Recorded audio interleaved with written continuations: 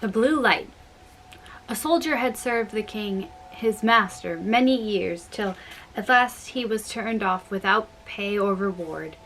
How he should get his living he did not know, so he set out and journeyed homeward all the day, in a very downcast mood, until the evening came to the edge of a deep wood.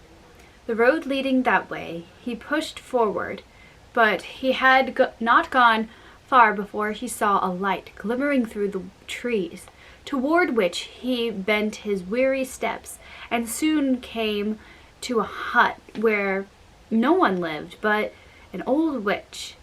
The poor fellow begged for a night's lodging and something to eat and drink, but she would listen to nothing. However, he was not easily got rid of, and at last she said, "I think I will take pity on you this once, but if I do, you must dig over all my garden for me in the morning."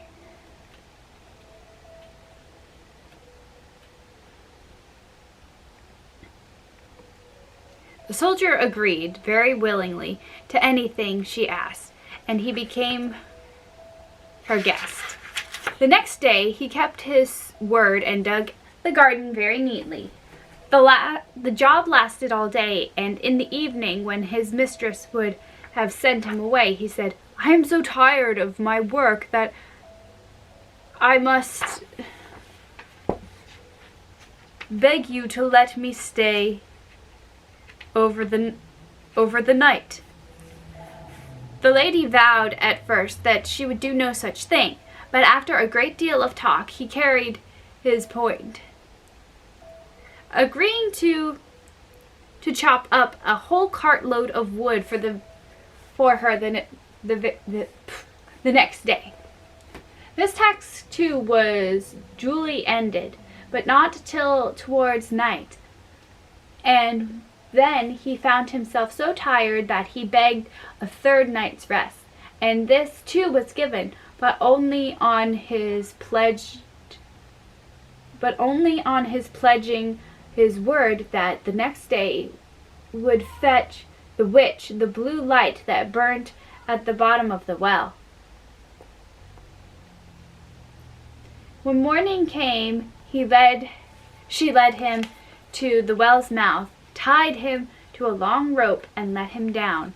At the bottom, sure enough, he found the blue light, as the witch had said, and at once made the signal for her to draw him up again. But when she had pulled him up so near to the top that she could reach him with her hand, she said, "Give me the light! I will take care of it," meaning to play a trick on him by taking it for herself and letting him fall again to the bottom of the well. But the soldier saw through her wicked thoughts and said, "No, I shall not give you the light till I find myself safe and sound out of the well." At this she became very angry and dashed him with the light she had longed for many a year down to the bottom. And there lay the poor soldier for a while in despair on the damp mud below, and feared that his end was nigh.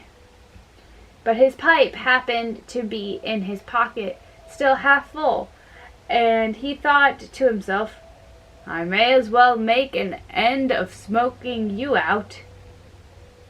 It is the last pleasure I shall have in this world." So he lit it and at the blue light and began to smoke. Up rose a cloud of smoke, and on a sudden, a little black dwarf was seen making his way through the mist of it. "What do you want with me, soldier?" said he. "I have no business with you." "I have no business with you," he answered. But the dwarf said, "I am bound to serve you in everything as lord and master of the blue light." Then first of all, be so good as to help me out of this well." No sooner said than done. the dwarf took him by the hand and drew him up, and the blue light, of course, with him. "Now do me another piece of kindness," said the soldier. Excuse me. "Pray let that old lady take my place in the well." When the dwarf had done this, and lodged the witch safely at the bottom, they began to ransack her treasures, and the soldier made bold to carry off as much of her gold and silver as he well could. Then the dwarf said, "If you should chance at any time to want me, you have nothing to do but to light your pipe at the blue light, and I will soon be with you." The soldier was not a little pleased at his good luck, and went into the best inn in the first town he came to, and ordered some fine clothes to be made, and a handsome room to be got ready for him. When all was ready, he called his little man to him and said, "The king sent me away penniless, and left me to hunger and want. I have a mind to show him that it is my turn to be master now. So bring me his daughter here this evening, that she may wait upon me and do what I bid her." "That is a rather dangerous task," said the dwarf. But away he went, took the princess out of her bed, fast asleep as she was, and brought her to the soldier. Very early in the morning he carried her back, and as soon as she saw her father, she said, "I had a strange dream last night. I thought I was carried away through the air to a soldier's house, and there I waited upon him as his servant." Then the king wondered greatly at such a story, but told her to make a hole in her pocket and fill it with peas, so that if it were really as she said, and the whole thing was not a dream, the peas might fall out in the streets as she passed through. And another lovely illustration.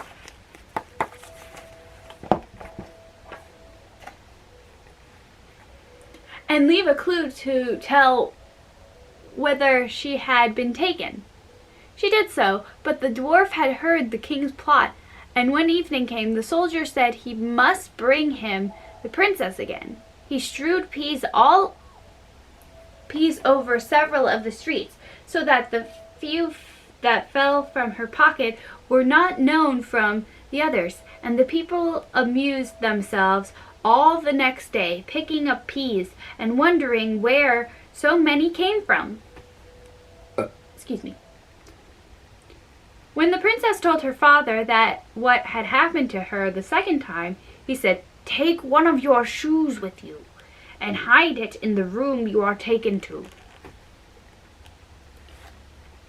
The dwarf heard this also, and when the soldier told him to bring the king's daughter again, he said, I cannot save you this time. It will, he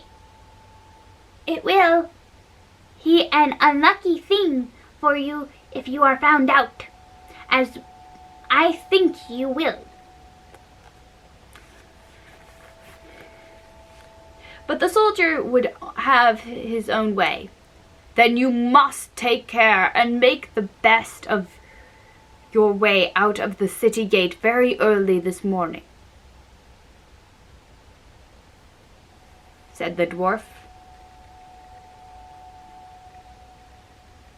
The princess kept one shoe on as her father bid her, and hid it in the soldier's room. And when she got back to her father, he ordered it to be sought for all over the town, and at last it was found where she had hid it, and the soldier had run away. It is true, but he had been too slow and was soon caught and thrown into a strong prison loaded with chains. What was worse, in the hurry of his flight, he had left behind his great treasure, the blue light, and all his gold, and had nothing left in his pocket but one poor ducat.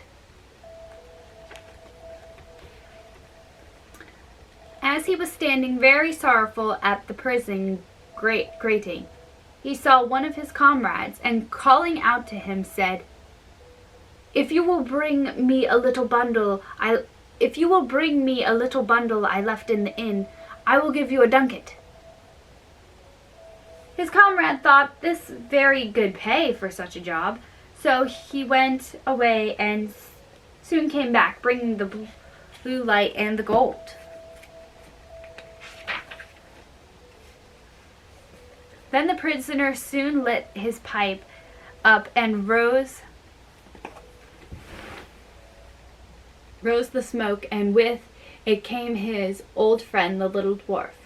Do not fear, master, said he. Keep your heart and at your trial, and leave everything you take its course. Only mind to take the blue light with you. The trial soon came on, and the matter was sifted to the bottom.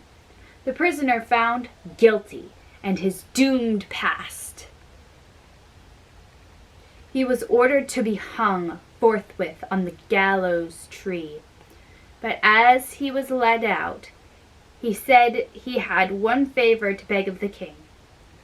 What is it? Said his majesty. That you will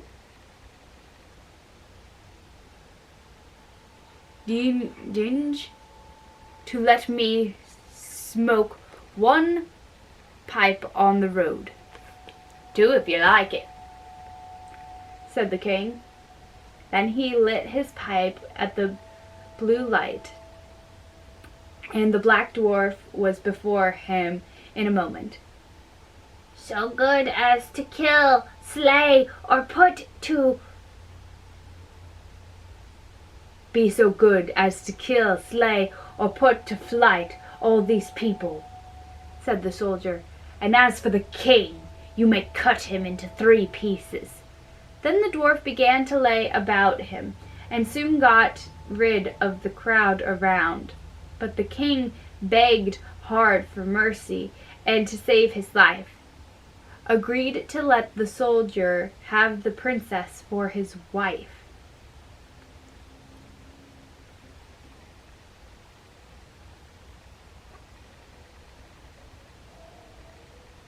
And to leave the kingdom to him when he died.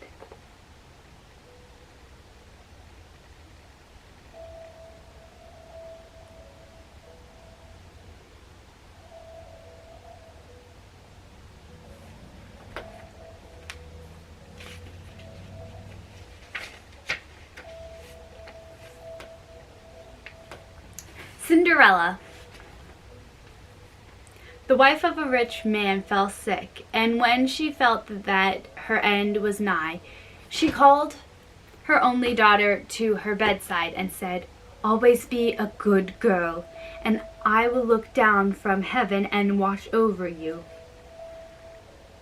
Soon afterwards she shut her eyes and died, and was soon buried in the garden, and the little child went every day to her grave and wept, and was always good and kind to all about her. And the snow spread a beautiful white covering over the grave.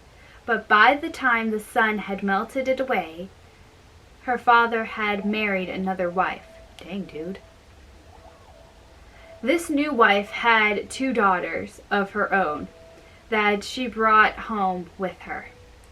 They were fair in face, but foul in heart, and it was now a sorry time for the poor little girl.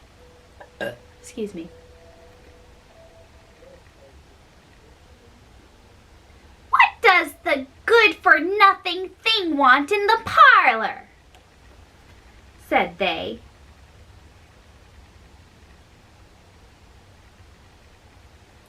"They who would eat bread should first earn it.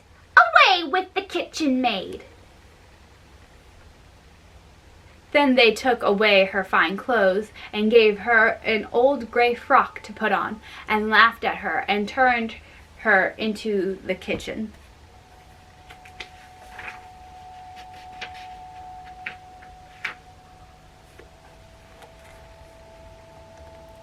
There she was forced to do hard work, to rise early before daylight, to bring the water, to make the fire, to cook and to wash. Besides that, the sisters plagued her in all sorts of ways, and laughed at her. In the evening, when she was tired, she had no bed to lie down on, but was made to lie by the hearth among the ashes. And then, as she was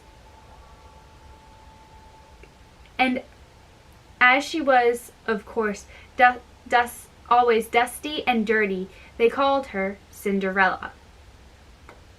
It happened once that her father was going to the fair, and asked his wife's daughters what he should bring them.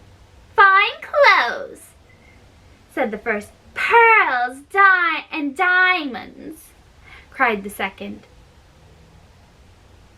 "Now, child," said he to his own daughter, "what will you have?"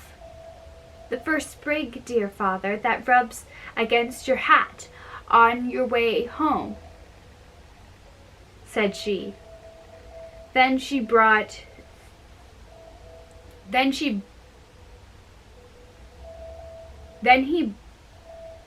for the first two. Then he bought for the two first the fine clothes and pearls and diamonds they had asked for, and on his way home, as he rode through a green copse, a sprig of hazel brushed against him and almost pushed off his hat. So he broke it off and brought it away. And when he got home, he gave it to his daughter. Then she took it and went to her mother's grave and planted it there, and cried so much that it was watered with her tears. And there it grew and became a fine tree. 3 times every day she went to it and wept. And soon a little bird came and built its nest upon the tree, and talked with her, and watched over her, and brought her whatever she wished for. Now it happened that the king of the land held a feast which was to last 3 days. And out of those who came to it, his son was to choose a bride for himself. And Cinderella's 2 sisters were asked to come. So they called her up and said, "Now comb our hair, brush our shoes, and tie our sashes for us, for we are going to dance at the king's feast." Then she did as she was told, but when all was done, she could not help crying, for she thought to herself she should have liked to go to the dance too. And at last she begged her mother very hard to let her go. "You, Cinderella," said she, "you have nothing to wear, no clothes at all, and who cannot even dance. You want to go to the ball?" And when she kept on begging to get rid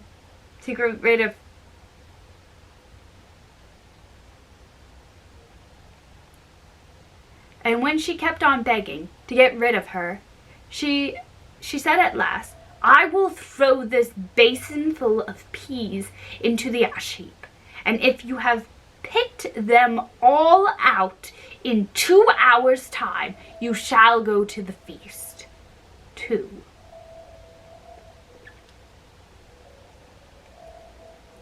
Then she threw the peas into the ashes, but the little maiden ran out at the back door into the garden and cried out, "Hither, hither, through the sky, turtle doves and linens fly, blackbirds thrush and chaffinch gay, hither, hither, haste away, one and all come help me quick, haste ye, pick, pick, pick." When first came 2 white doves flying in at the kitchen window, and the next came 2 turtle doves, and after them all the little birds under heaven came chirping and fluttering in and flew down into the ashes, and the little doves stooped their heads down and set to work, pick, pick, pick. And then the others began to pick, pick, pick, and picked out all the good grain and put it in a dish and left the ashes. At the end of 1 hour the work was done, and all flew out again at the windows. Then she brought the dish to her mother, overjoyed at the thought that now she should go to the wedding.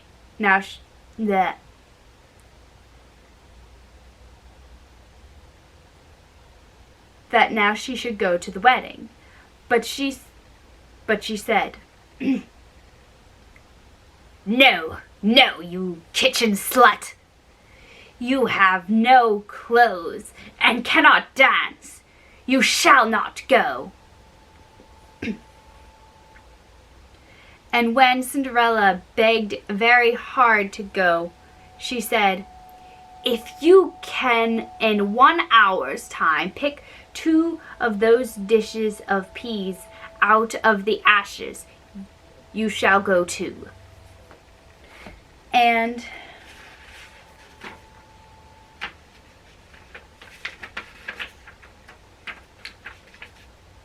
thus she thought she should at last get rid of her. So she shook 2 dishes of peas into the ashes.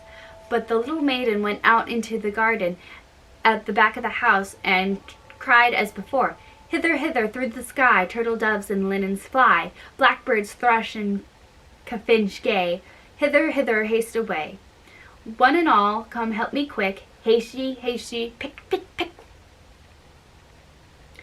Then first came 2 white doves in the kitchen window, and next came the turtle doves, and after them all the little birds under heaven came chirping and hopping about, and flew down about the ashes, and the little doves put their heads down and set to work, pick, pick, pick. And then the others began to pick, pick, pick. And they put all the good grain into the dishes and left all the ashes. Before half an hour's time was all done, out they flew again. And Cinderella took the dishes to her mother, rejoicing to think that she should now go to the ball. But her mother said, "It is all of no use. You cannot go to the ball. You have no clothes and cannot dance, and you would put us all to shame." And off she went with her 2 daughters to the feast. Now when all were gone and nobody left at home, Cinderella went sorrowfully and sat down under the hazel tree and cried out, "Shake! Shake, hazel tree, gold and silver over me." Then her friend the bird flew out of the tree and brought a gold and silver dress for her and slippers of spangled silk. And she put them on and followed her sisters to the feast. But they did not know her and thought it must be some strange princess. She looked so fine and beautiful in her rich clothes, and they never once thought of Cinderella, but took it for granted that she was safe at home in the dirt. The king's son soon came up to her and took her by the hand and danced with her and no one else, and he never left her hand. But when anyone else came to ask her to dance, he said, "This lady is dancing with me." Thus they danced till a late hour of the night, and then she wanted to go home. And the king's son said, "I shall go and take care of you to your home." For he wanted to see where the beautiful maid lived. But she slipped away from him unawares and ran off towards home, and the prince followed her, but she jumped into the pigeon house and shut the door. Then he waited till her father came home and told him that the unknown maiden who had been at the feast had hid herself in the pigeon house. But when they had broken open the door, they found no one within, and as they came back into the house, Cinderella lay, as she always did, in her dirty frocks by the ashes, and her dim little lamp burnt in the chimney.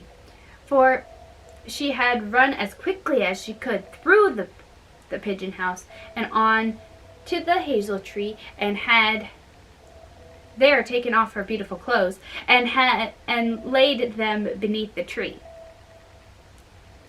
that the bird might carry them away, and had seated herself amid the ashes again in the little gray frock. The next day, when the feast was again held, and her father, mother, and sisters were gone, Cinderella went to the hazel tree and said, "Shake, shake, tree, hazel tree, gold and silver over me." And the bird came and brought a still finer dress than one she had worn the day before. And when she came in it to the ball, everyone wondered at her beauty. But the king's son, who was waiting for her, took her by the hand and danced with her. And when anyone asked her to dance, he said as before, "This lady is dancing with me." When the night came, she wanted to go home, and the king's son followed her as before, that he might see into what house she went. But she sprang away from him all at once into the garden behind her father's house. In this garden stood a fine, large pear tree full of ripe fruit, and Cinderella, not knowing where to hide herself, jumped up into it without being seen. Then the king's son could not find out where she was gone, but waited till her father came home and said to him, "The unknown lady who danced with me has slipped away, and I think she must have sprung into the pear tree." The father thought to himself, "Can it be Cinderella?" So he ordered an axe to be brought, and they cut down the tree, but found no one upon it. And when they came back into the kitchen, there lay Cinderella as usual in the ashes as usual, for she had slipped down the other side of the tree and carried her beautiful clothes back to the bird at the hazel tree, and then put on her little gray frock.